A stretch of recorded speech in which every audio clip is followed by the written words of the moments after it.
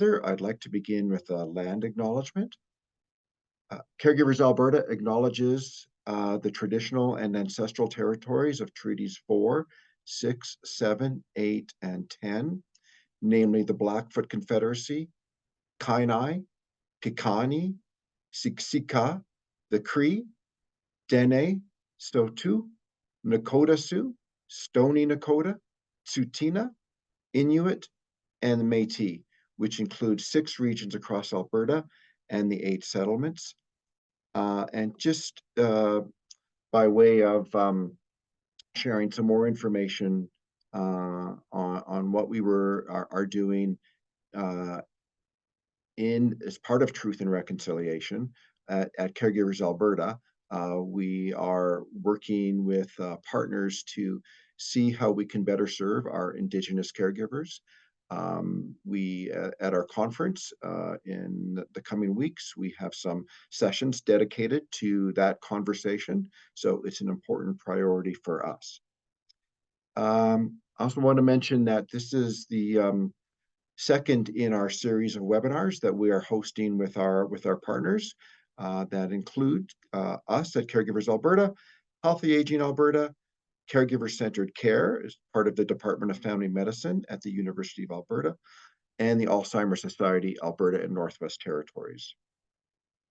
The first webinar that we held in this series was held back in May, in which we looked at the partnerships that we have and how we can work together to better serve caregivers and hear the voices of caregivers and what is needed.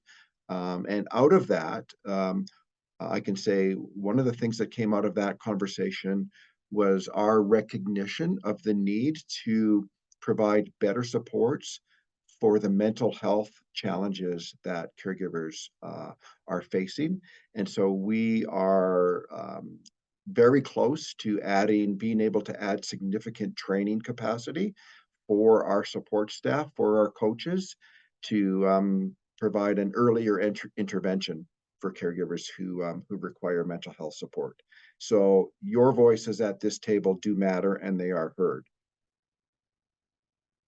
Our topic for today is respite. We recognize that this is a high priority need, and there are not always easy solutions, but there are some things that we can talk about and we can do in our own lives, regardless of more formal institutional respite opportunities. There are some actions that we can take personally, and that's one of the things we're going to talk about today.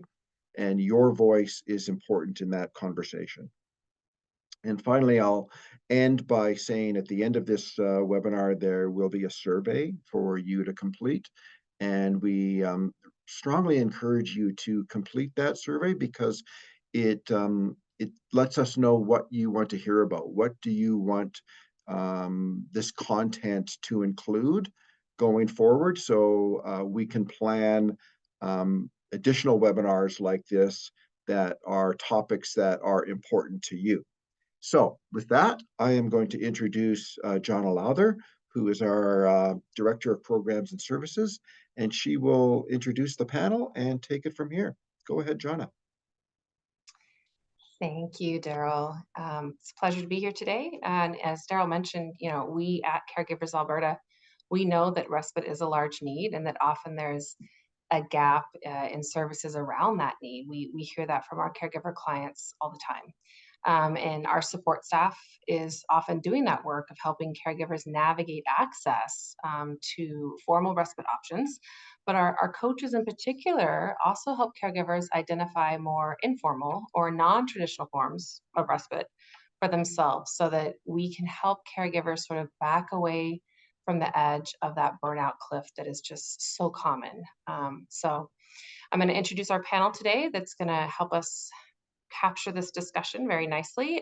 We have Stephanie Muskat, and for the purpose of this discussion today, she's going to be known as Steph because we have multiple Stephanies on our panel today. So Steph is the founder and CEO of Compassion in Caregiving, which is a mental health network for family caregivers. She founded her company after seeing substantial gaps in the availability of supports for herself as a caregiver for her mother with frontotemporal dementia. So, for over 10 years, Steph has worked in numerous inpatient and outpatient programs at several major hospitals in the Greater Toronto area with caregivers and their loved ones. She is a strong advocate for caregiver mental health and is regularly involved in public speaking to raise awareness around this issue. And for today's conversation, we'll discuss how our topic of respite fits into that piece of maintaining good mental health. So welcome, Steph. We also have Linda Podlaski, a caregiver with us today whose journey started at a very young age, supporting younger siblings. And then in her early 40s, her parental caregiving role began with aging related needs in her parents, and which included physical decline of both, and then a mother living with dementia in the home. And so began her journey and the transition of helping her parents off the family farm into assisted living, and then, eventually supporting them through transitions into long-term care. She then retired early at the age of 55 to help care for her grandchild and became a caregiver to her grandchild. And now she is actively caring for her husband with dementia with the desire to help him age in place as long as possible in their home. So, respite for herself is a huge piece of enabling that goal for them both. So, welcome, Linda. And then last but not least, we will welcome Stephanie Mitchell, our other caregiver on the panels today. She's caring for a partner with mid-stage dementia and prostate cancer. This involves a lot of healthcare related tasks in her caregiving role. And she recognized that she was feeling overwhelmed, feeling burnt out. She heard about us, thankfully, and she reached out feeling like she needed a roadmap and wondered, what things should she be putting in place? And thankfully, through our support services, she said that we helped guide her through getting those ducks in a row. And one of our coaches recommended her looking into respite care through home care, which, although they discovered she wasn't eligible for that formal in-home respite hours, was able to get her partner placed in a day program 1 day a week, which is a form of respite that will get mentioned today. And Stephanie also has been able to get out and capitalize on some more non-traditional forms of respite, which you'll hear about, which includes some personal hobbies that help keep her mental health up and up. So the first part of today's discussion is going to be about the importance of respite. And we typically think of respite in one way. And so what can it look like? Because it can look quite different than what people imagine. And the importance of getting respite, even if not in the traditional sense, and why, according to research, this is important for one's mental health. So Stephanie Muskat will lead that part of the discussion. And then the second part of the discussion is going to be around, well, what does respite mean to the individual caregiver? And how do we balance those traditional models with non-traditional models? So with that, I'm going to turn it over to Steph to kick us off in our discussion. Thank you so much. And it's a true pleasure to be here and for everyone to take time out of their day. I know how busy it is for everybody, and we really appreciate it. So I wanted today to talk about some of the research behind respite, why we need respite, and what traditional models of respite look like, and how we can start to reimagine what this is, because in my private practice with caregivers for their own mental health in therapy, I find a lot of people think that respite is one thing, and it can be that thing, but it's also important to see that we can incorporate it in many other different ways on a daily basis, and it's not what one might traditionally see as respite. I also wanted to talk about some real examples of clients I've worked with in the past who have found hope and found reality in incorporating non-traditional and traditional methods of respite into their lives, because a lot of what we see online on social media, it doesn't always feel realistic to us as caregivers. And I wanted to show you that it is possible to combine different methods and to do different things in your life so that you can have a break.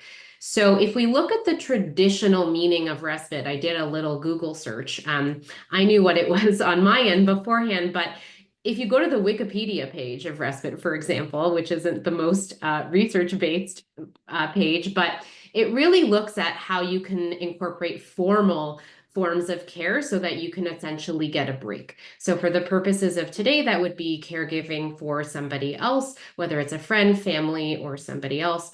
And while that's true, I think we can see in our system, there are a lot of gaps, right? We aren't fully there, no matter where we are in the country. I'm in Ontario, but I know very well as in Alberta too, with many clients I work with, we're working on it. And so people are trying to access different forms of respite. I know Stephanie Mitchell had mentioned beforehand that she wasn't able to access all of what was provided in terms of that. But if we look at that Wikipedia definition, we're looking at things like bringing somebody into the home to get a break, maybe looking at a retirement home, placing the person that we care so much for in the retirement home so we can have a break. Day programs, are a great option as well.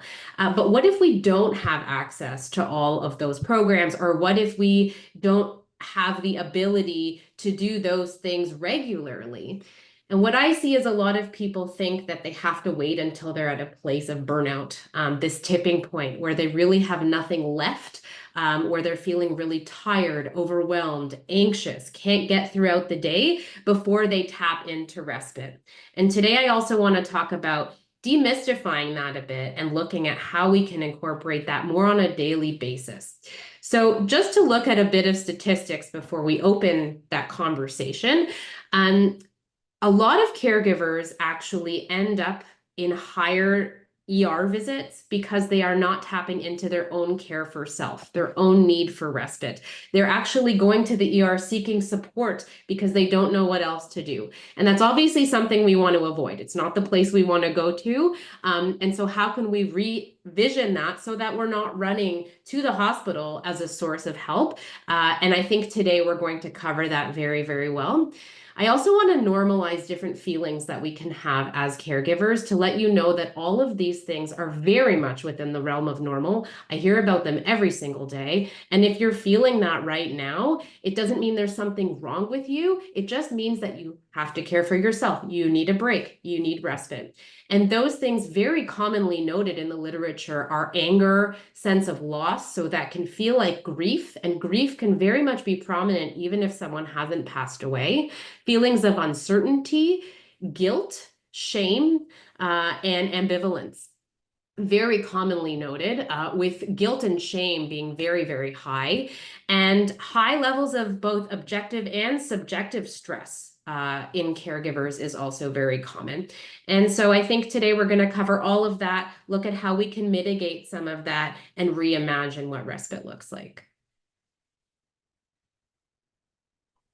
Thanks, Steph. And just, tell us a little more on the research and the data. Why is respite important for, caregivers' mental health? So we know that over time, on a daily basis, we have a plethora of tasks. And if somebody is working on top of those tasks, or they have other things that they have to do for themselves, it can very quickly lead to overwhelm. As you said, the number one thing that people were looking for from Caregivers Alberta was more mental health supports. It really is taxing, not just physically, but mentally. We are not third-party people that are just coming into the home. When we're caring for somebody as well, we are seeing a decline. We are seeing a shift. We are experiencing so many different emotions and stress with this person who maybe once fit a different role in our lives, so to speak, and they're now somebody that we're providing care for. So doing that day in and day out, and not never ending, is going to lead to what we call burnout, what we call hitting this point where we can't do it anymore. We're just struggling. We get really, really mad. We feel like we want to hit something against a wall. We can't possibly continue. And the reason that respite is so important is because it allows for these pieces in our day, or these pieces in our week and our lives, so that we can get a break and reconnect to who we are, reconnect to what's outside of ourselves, outside of caregiving, so we can be the best possible caregiver, but also the best possible person and sense of self that we were always, right? It's still very much part of us, and things might change over time as we go through our caregiving journey, but we do need that break. We do need that space. It is so important. Linda, I might turn to you just to share, just if you could speak a little bit about how respite has impacted, how accessing respite, both traditional and non-traditional, and not necessarily diving into the specifics of respite for you at this point and what that means to you, but how has that had an impact on your mental health? Well, thanks for asking, Johnna. Before I get into that, I want to thank you all for inviting me to participate today. This is so important. And honestly, when I officially became a caregiver in 2020, I didn't even know I was burnt out. Okay. It's a situation that, as I retrospectively look at what was going on with me, I will do whatever I can to help other caregivers avoid that, or at least recognize it up front. Respite. I have many different ways of addressing that, again, only because I've learned to, over time, try and support myself too, because unless I am well, physically and mentally, especially mentally, I cannot provide the caregiving that my husband requires. So I'm very blessed to have agencies like yours and other support systems, because there's no way this would happen without that. What do? I sit in my office, a simple little thing like just looking out my window. I have beautiful trees. We live in an older neighborhood. I also have my plants around me, and this gives me a calm outlook.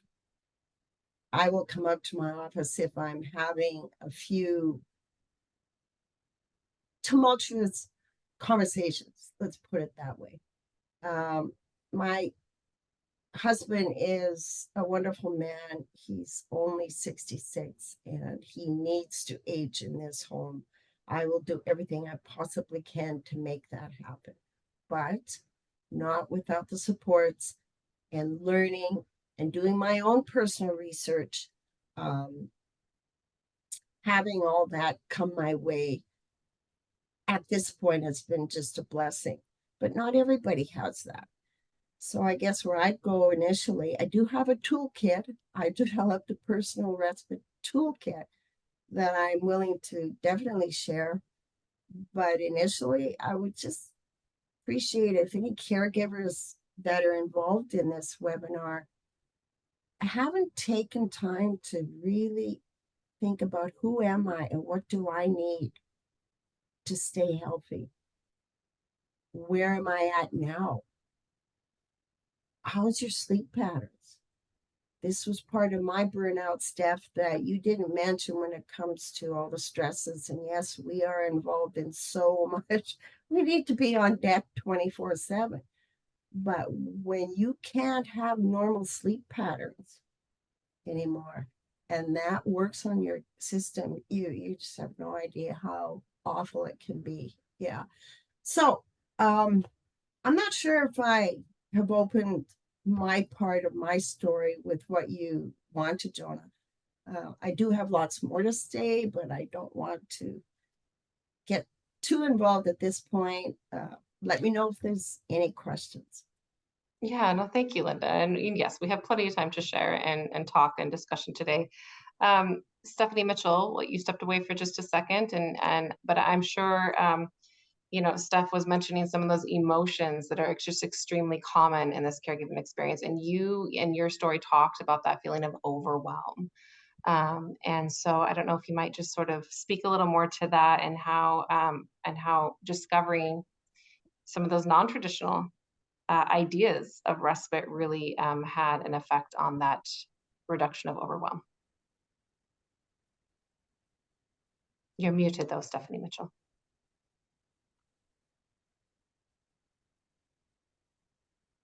Stephanie, we can't hear you. You're on mute.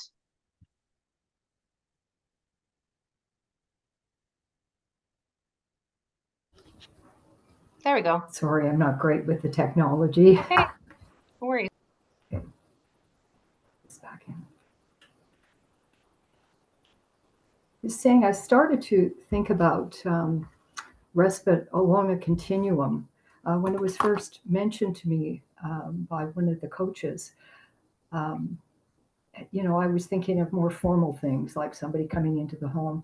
But then I realized, on a daily basis, there are small things that I do that really have to do with keeping myself afloat because, I was feeling overwhelmed. And so, uh, you know, part of it was listening to myself. In the beginning, I found myself saying, but I'm still here. And I didn't really understand what that meant. But ultimately, I realized my sense of identity changed and sort of, my life wasn't what it was. Both of our lives have changed. I'm sorry, I have a little puppy here. I couldn't take her to doggy daycare today because I think she has kennel cough, so I'm a little distracted. So, managing that feeling of being overwhelmed on a daily basis, I think I'm fortunate that I'm able to leave the home, and this is why I wasn't eligible for more formal kinds of respite care. I can leave the home. Although my husband was the cook in the house for years, he stopped cooking before I even knew what was going on, and it was curious.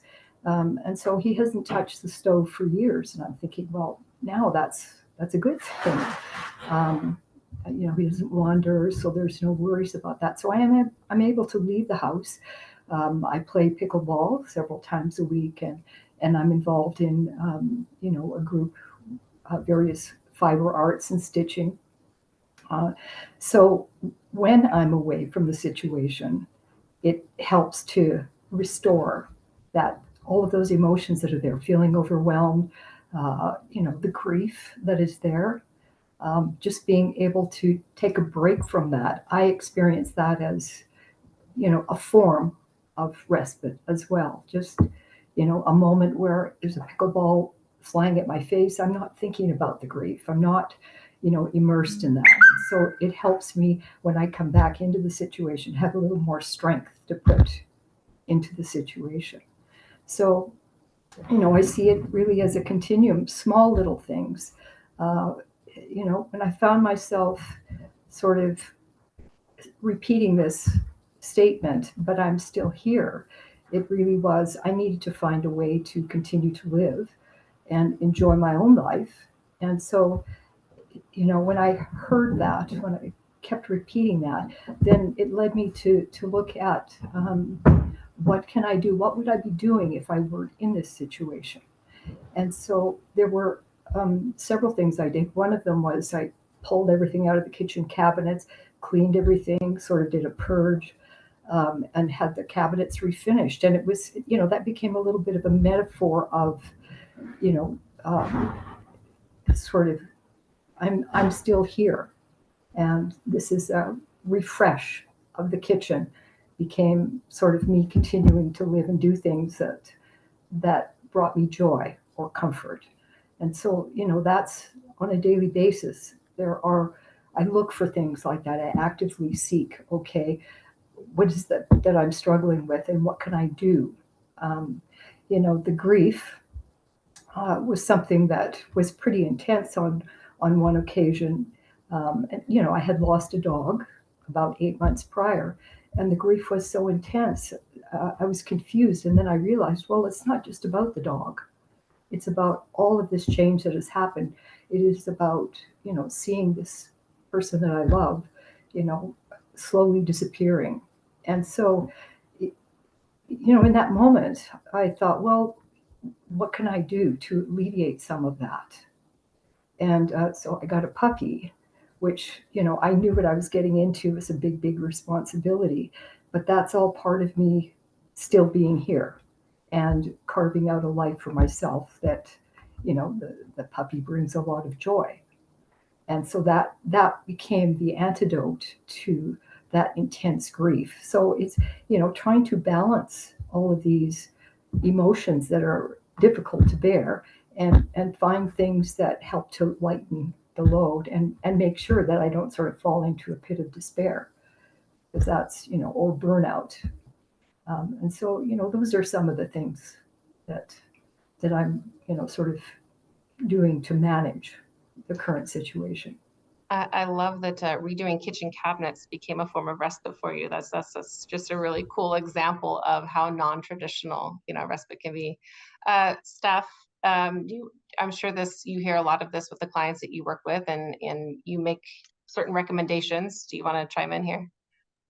Yeah, so I love how Stephanie and Linda, first of all, highlighted different ways in their own lives that they've found minutes to have breaks or mindful moments, as I call them as well, and space for themselves and things that bring them joy. In my experience with caregivers, we can combine both more formal respite and also what Stephanie and Linda are referring to create more of those moments in our lives. I also want to say for a minute, and I'll touch on this in a second, a lot of people present and say, that's great, I can take a break, but I have a profound sense of guilt when I'm doing this. And I wanted to talk about the guilt in a bit because that prevents a lot of people from moving forward and taking that time for themselves. And they feel that they enter this place and all they can think about are the needs of the person they're caring for, or maybe the person that they care for cannot do these things, so they don't deserve to do these things, or they feel profound guilt that they're doing it and the other person can't. So I did want to touch on that in a bit, but when we're thinking about combining models, I think today we've heard a lot about maybe the non-traditional ways. We can combine, for example, a day program, someone coming into the home like a PSW, a neighbor, someone in our circle of care that we might not even thought about necessarily, to be with the person that we're caring for, combined with these little moments in our day. And if we think more clearly about where we can put those moments, and maybe where we're not using that time as wisely, like scrolling on social media, we all do that, or looking at our phone or doing whatever the things that we're doing. Those are small moments in the day that we can decide, okay, you know what, I'm going to put my phone aside, or I'm going to put something else aside. I don't need to clean this dish in this very moment. I can actually take advantage of this time instead of folding the laundry for 5 minutes. And I'm going to actually take advantage of what I enjoy. Some people might decide, okay, the person that I care for is taking a nap, or they're watching television. They're safe. Maybe I have a camera on them. I'm comfortable taking a walk around the block and listening to my favorite podcast. That has absolutely nothing to do with caregiving, because again, I think we need to have space between caregiving and respite. It's very important to have those moments for ourselves outside of that.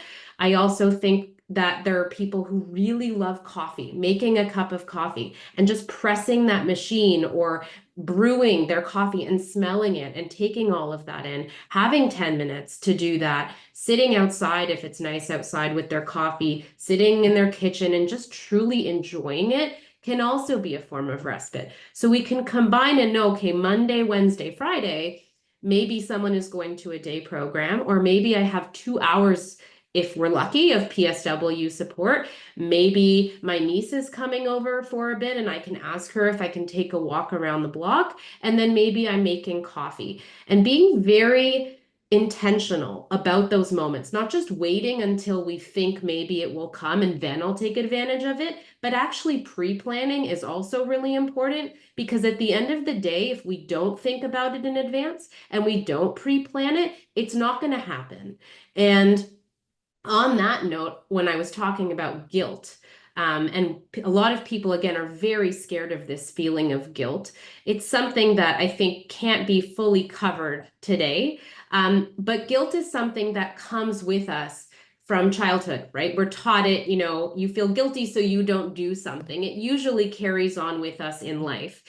But for me, and, again, much larger conversation, it's better to feel guilt and engage in acts for yourself and sit with that guilt and challenge those emotions than get to a place of burnout where you can't possibly do anything. And if there's one thing I want to get across today, it's the thought of guilt versus burnout, right? Okay, I'm feeling guilty, but it's better than being burnt out. I can have 10 minutes of guilt, but then I'm going to go right back into it. And the more we sit with our guilt, it's very likely that we are challenging that guilt And the volume button of that feeling of guilt will actually dissipate the more that we show ourselves that we can sit in it, and the more that we engage in these different forms of respite, because you deserve to have care for yourself too. And at the end of the day, if you don't have both care for yourself and care for the other, you can't possibly do this.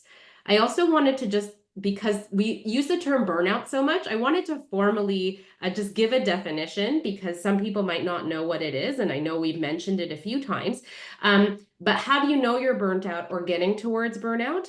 A very commonly used definition would be feelings of anger, anxiety, social withdrawal, exhaustion, and difficulties with sleep. Thank you so much, Linda, for mentioning that, and concentration. Those are when you're feeling all of those things, you can't get out of bed. You probably should have looked at doing something else, and it's not too late, but maybe looking at a new strategy and a new schedule. Thank you, Steph. Linda, I just wanted to circle back to you for a minute, because I think in your story you've shared previous, so I have the pleasure of knowing some of this already, but I think you've done a really good job of blending forms of traditional respite and what we're calling non-traditional respite, these mindful moments or these opportunities to you mentioned retail shopping at one point in your story with us. But so maybe just, talk about that a little bit, about how you're blending the two and how that's working for you, and how, that, what does respite mean to you as an individual caregiver? Of course. And again, this plan that I have is working, but it's evolving depending on the state of my husband's health. We all know he won't get any better, if anything. The short moments, depending on the time, and I love what you mentioned, Steph, about don't worry. Just pick your battles and don't worry about little things that aren't done yet. That was difficult for somebody like myself. My background as a medical lab technologist, precision was number one. And, I like a neat home, organized.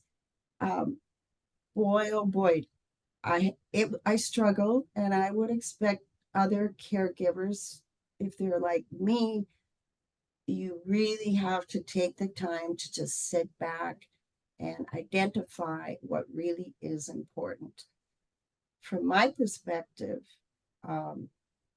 just taking a few minutes to play my piano, and bless his heart, there's lots of mistakes, but my husband actually reminds me, hey, you haven't played today.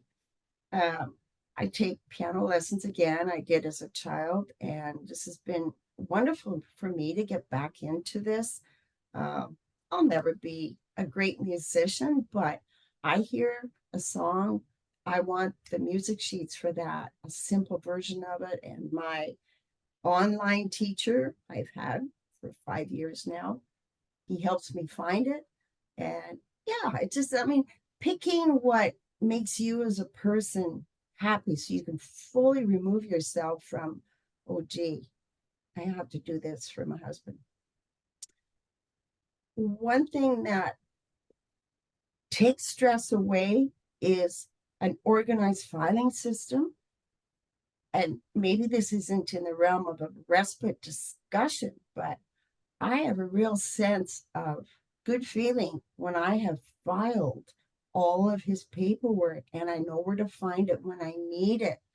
We're talking financial, we're talking health related, tax information, lawyer information. I mean, it's huge. I have one whole filing cabinet for him, but the stress would definitely be there if I didn't learn to file my information appropriately, both online and hard copy. The respite for me doesn't only involve just the little moments, but if I happen to have a little bit extra time, a couple hours, you bet, talking to another caregiver. I'm in close contact actually with 4 other caregivers. And when we want to get together for coffee or lunch, You know, it's not a woe is me setup. We try not to. I mean, initially everybody will share the bad and the good, but sense of humor has been critical throughout my caregiving, and I like to pass that on in best way I can to my caregivers who have become friends. My father was a wonderful man and had a wonderful sense of humor, respectful sense of humor, and it was just so witty. I can't come close to that, but all I have to do is think about him and it makes me smile. So to be able to find something, even if you decide to go see a movie that might make you chuckle or something you're watching on Netflix, it doesn't matter if you don't finish that episode. You start and get yourself in that mindset, which is all that's important. And then, 2 o'clock, have to give John his meds, right? So it's just up and down constantly. But the requirement for me in my home is to still have that comfort level that, number one, I'm healthy enough to do what I'm doing for my husband. Number two, I'm maintaining our environment. He's comfortable. He has a better quality of life here than I'm pretty sure he would anywhere else. Okay. Something happened there. I don't know. Sorry, I think somebody was off mute in the background somewhere. Okay. The only other thing I don't want to belabor, but sense of humor, absolutely 100% throughout. Okay. But the retail therapy aspect is sure, if we basically live on my pension, if there's a few extra dollars in a given month and I see some shoes I really like online and they're on sale, oh my God. Yep, that always puts a smile on my face. So just to understand yourself is so critical. Self-help books are really good too. I'm just trying to remember her name, but when I go to the gym and I can open a chapter and just start reading anywhere in this book, it's wonderful. Before the end of this, I will give you the name of her name. I mean, she's just a wonderful writer. She's an author of other books as well. Linda, you've mentioned all these things that are what we're seeing in non-traditional, but you also have traditional support coming in the home. You have personal support workers that also come in the home. And so I just wanted to highlight that as well, that you are blending the two. Absolutely, which has certainly not so much made a difference on a day-to-day basis, because let's face it, the caregiving groups that are out there and what is recommended through Alberta Health Services, yes, I'm in a position to be able to choose the company, but every caregiver that comes in is different. Their primary purpose is to work with my husband, but they also asked me, Linda, what can we do for you? And that has been a blessing. So I've learned to work with the different individuals based on their skills. For example, I'm not going to ask a caregiver to mow a lawn. No, it's all about whether or not they want to do something. And I've been with one group in particular for the past year where these support people know us very well. They know my dog. They know when they come in, dog says hi, needs a treat. Like it's a setup that I'm very grateful for, particularly if there's travel, Johnna. So the day-to-day, I'm still, I think, healthy enough to handle if I didn't have it. But my daughter's in Seattle with 3 grandchildren, and you don't just up and go there for a few hours, right? So to have a setup whereby I have people that can come in and manage medications for my husband, spend time with him, carry on a relationship, cook a meal for him. Absolutely, that is amazing. And I wish other caregivers were offered that same opportunity. It's been a godsend. Yeah, absolutely. Stephanie Mitchell, I just want to open the mic to you for a minute. We are going to go into breakout rooms where you as an audience participating with us today can join the discussion. But Stephanie Mitchell, what would you sort of add to this discussion as we wrap up this thing? And what does respite mean to you? How has it affected your mental health? You know, Steph has mentioned the guilt and the shame. How do we overcome some of those emotions? Mhm. There have been many times through all of this that I feel, overwhelmed, as I mentioned, but kind of ground to a halt, like tasks that I really wanted to get done. I mean, Linda mentioned sort of you want your home to be comfortable, and I found myself sort of ground to a halt, and that was another. I couldn't get the things done that I wanted to get done, and so another form of or another solution that I arrived at was getting someone to come in and clean the home periodically, because I felt I can't do all of it. And on a daily basis, there's this vigilance that is there all the time. And it's quite taxing to be sort of, okay, when is the next thing going to happen that I need to attend to? And so even when it's a moment that is quiet, relatively quiet, there's this sort of concern that's there. And so I found it very helpful to have some people come in to do that, and things that I would have done before. I just had to give myself permission to say, I can't do all of that under the current circumstances. So what other forms of help can I access? And so that was one that was very helpful to me, somebody coming in to do cleaning periodically. So those kinds of services, somebody stained the deck, that's something that I used to do. It's changed. And so that's another form for me of, I can relax that these tasks are done and I didn't have to be responsible for all of them.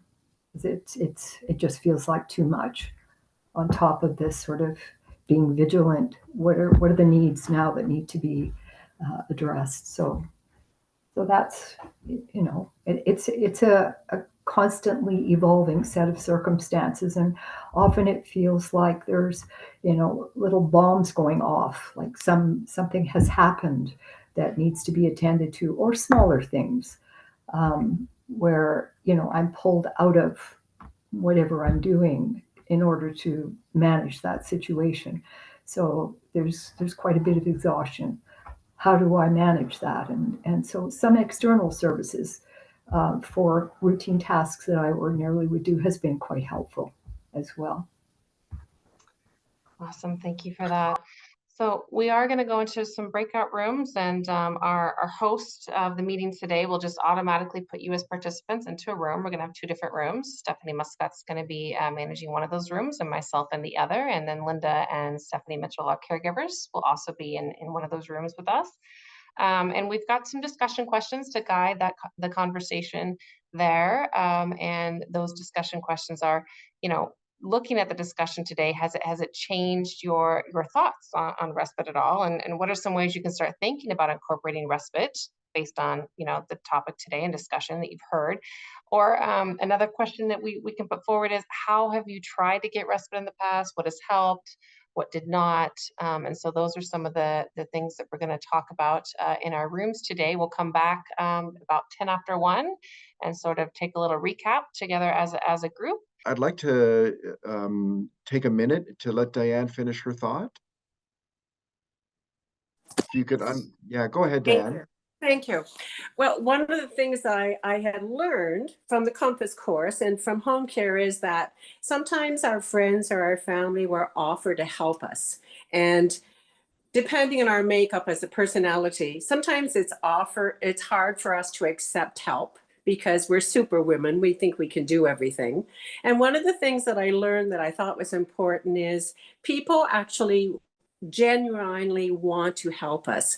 And if we have some ideas in our minds, what we need help with in our homes, maybe it's outside work, maybe some neighbor offers, to help. Maybe he can mow the lawn for you, for instance, or come and spend an hour with your care recipient so you can grocery shop, whatever. If we have ideas in our minds, we need to be willing to share them with our friends and family when they offer to help.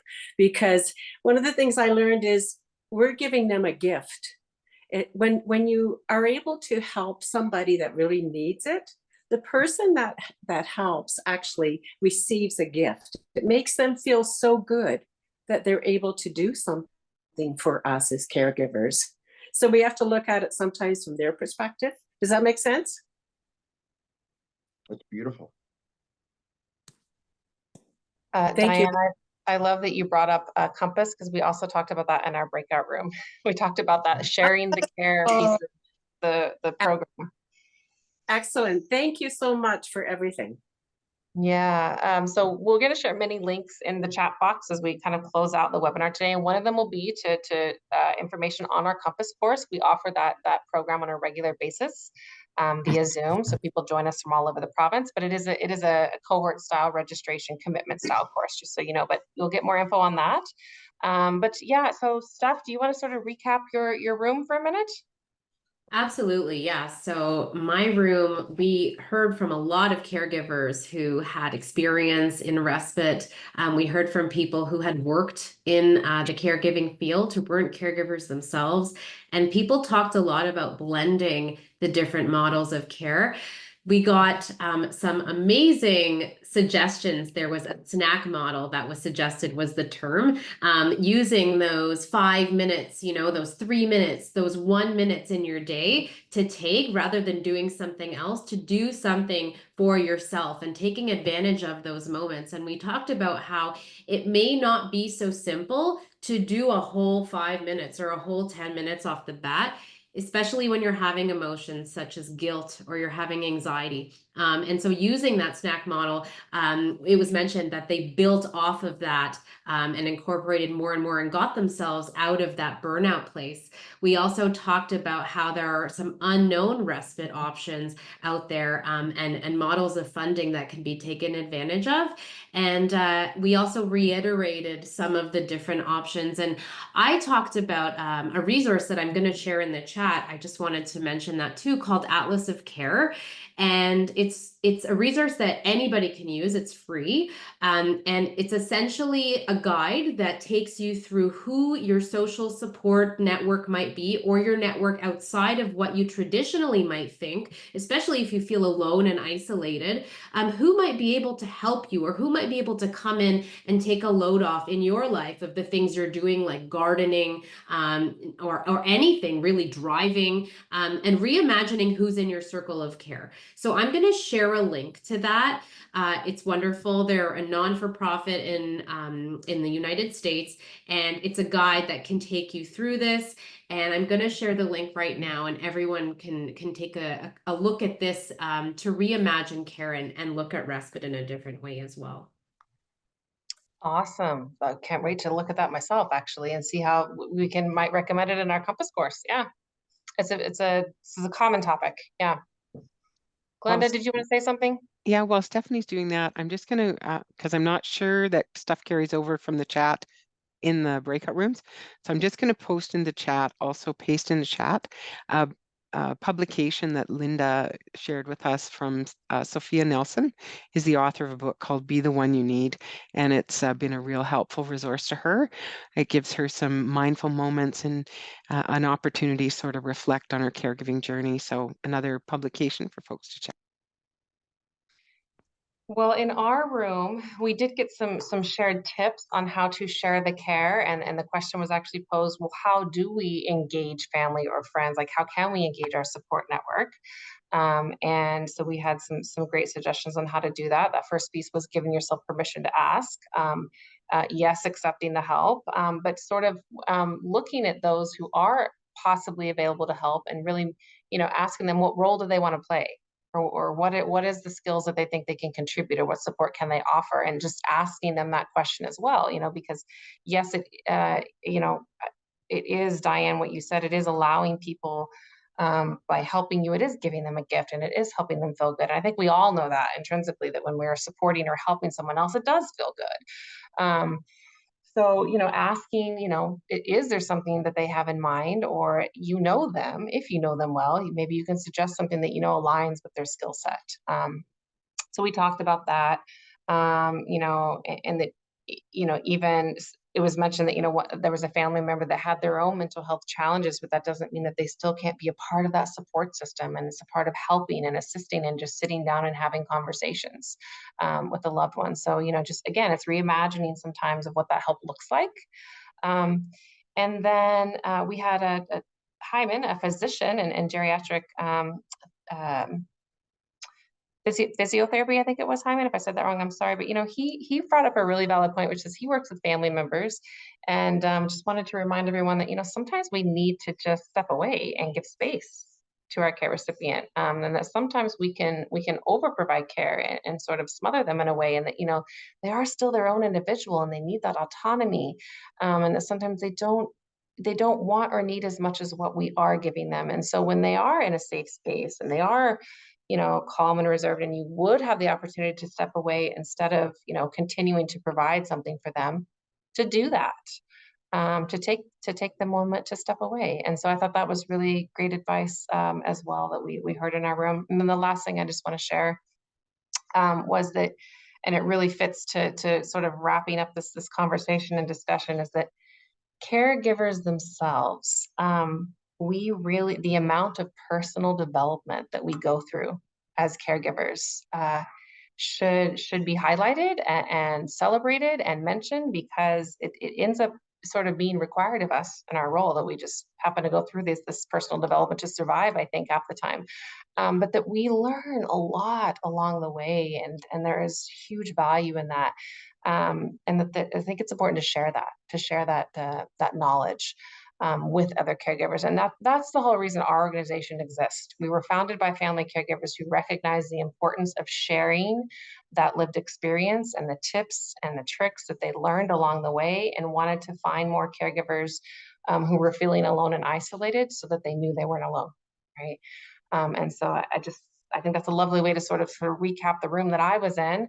And with that, Steph, do you have any other final words you'd like to share, or our caregiving panelist? I'll give you guys the final says. I just wanted to thank everybody for sharing. And I think that, we're nothing without the ideas of others. And I really appreciate everyone coming forward with their ideas that people can take away today. I think we've learned a lot. It was such an incredible conversation. I'm so thankful to everybody who stepped forward to be here and to talk, and the amazing caregivers on the panel as well.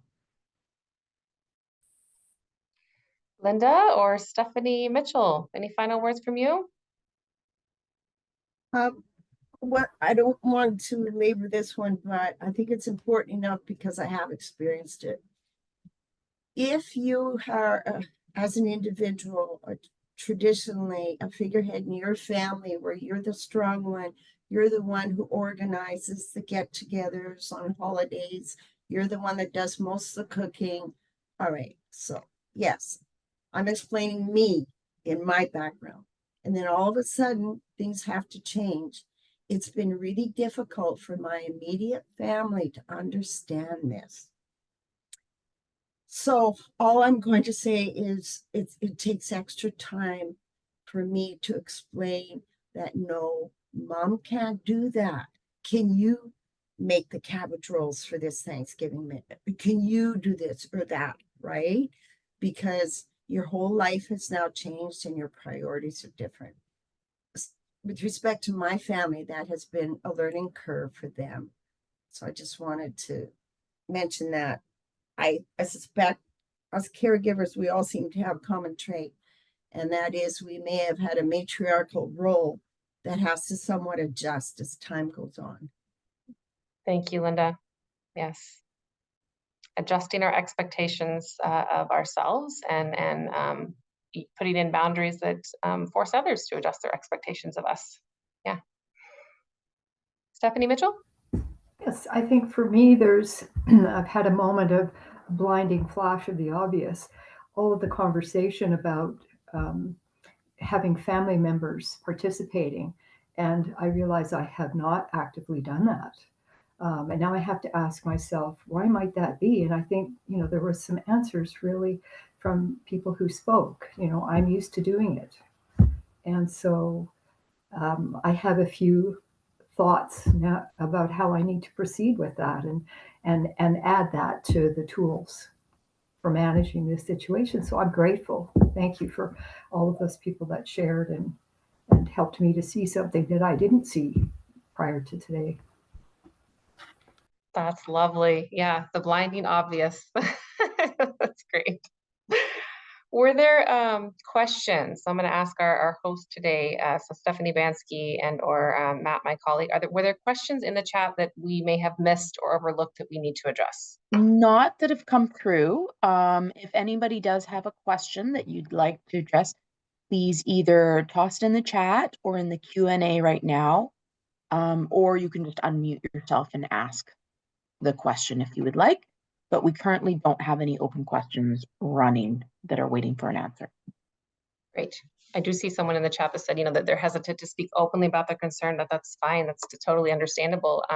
Please use us as a resource when and as you need us. Please call our support line and you can talk one-on-one with a member of our staff. And we are here for you, all of you.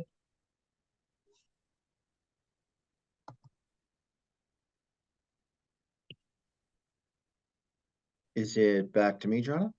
Yes, sir. Okay, thank you.